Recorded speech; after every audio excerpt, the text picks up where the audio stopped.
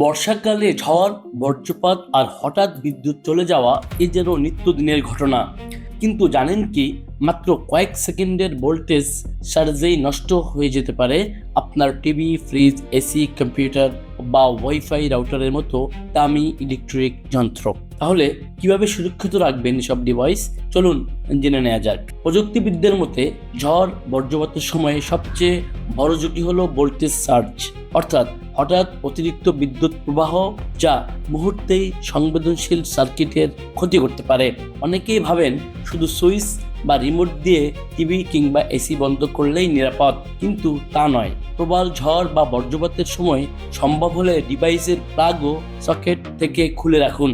AC ও ফ্রিজের মতো যন্ত্রে ভালো মানের ভোল্টেজ স্টেবিলাইজার ব্যবহার করলে ভোল্টেজ ওঠানামার ক্ষতি অনেকটাই কমানো যায়। টিভি, ডেস্কটপ, কম্পিউটার বা গেমিং কনসোলের জন্য ব্যবহার করুন সার্জ প্রোটেক্টর যুক্ত পাওয়ার স্ট্রিপ। এটি অতিরিক্ত ভোল্টেজ শোষণ করে যন্ত্রপাতিকে সুরক্ষিত রাখতে সাহায্য করে।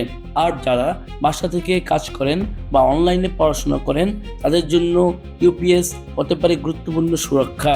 এটি শুধু ব্যাকআপই দেয় না, বিদ্যুতের ওঠানামাও নিয়ন্ত্রণ করে। আরেকটি গুরুত্বপূর্ণ বিষয়, বিদ্যুৎ ফিরে আসার সঙ্গে সঙ্গেই এসি, ফ্রিজ বা অন্যান্য যন্ত্র চালু করবেন না। অন্তত 2 থেকে 3 মিনিট অপেক্ষা করুন, যাতে বিদ্যুৎ সরবরাহ স্থিতিশীল হতে পারে। এছাড়া নিয়মিত বাড়ির বৈদ্যুতিক তার সংযোগ এবং আর্থিং পরীক্ষা করিয়ে নিলে ঝুঁকি অনেকটাই কমে যায়। মনে রাখবেন, কয়েকটি ছোট সতর্কতাই আপনাকে বাঁচাতে পারে বড় আর্থিক ক্ষতির হাত থেকে। তাই বর্ষাকালে ঝড়, বৃষ্টি ও বজ্রপাতের সময় প্রয়োজন না হলে ডিভাইসের প্লাগ খুলে রাখুন, আর স্টেবিলাইজার, সার্জ প্রোটেক্টর ও ইউপিএস ব্যবহার করে আপনার মূল্যবান ইলেকট্রিক যন্ত্রপাতিকে রাখুন নিরাপদ।